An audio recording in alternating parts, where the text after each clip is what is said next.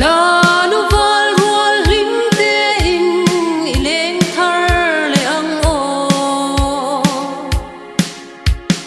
kapian na kan sial khopui tlang ro me zamin apom alui dung le tang kham te kan ram truan na mual te song kha o tlak lama tua pui vau le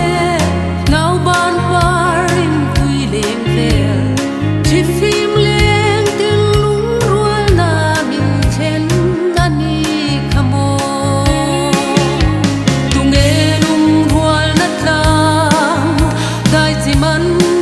no mem ni mana chuan heng hina vang kan nui na hun thei le chun na vem tlang dil kon le ai bit langa la nu val rual lim te in I leng thar le ang o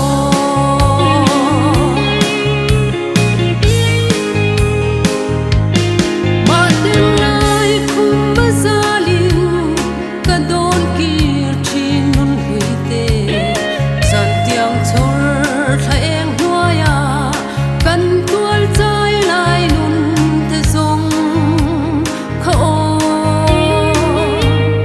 san ria bor khuangi tin dial dial zai kan vo thin lim te a kan leng lai nun kha ka ngai zual mange tung e lung rual na tlang dai chi man no mem ni mana chuan heng hina vang kan nui na hun thei le chun na vem tlang dil kon le ai bit langa la nu val rual lim te in I leng thar le ang o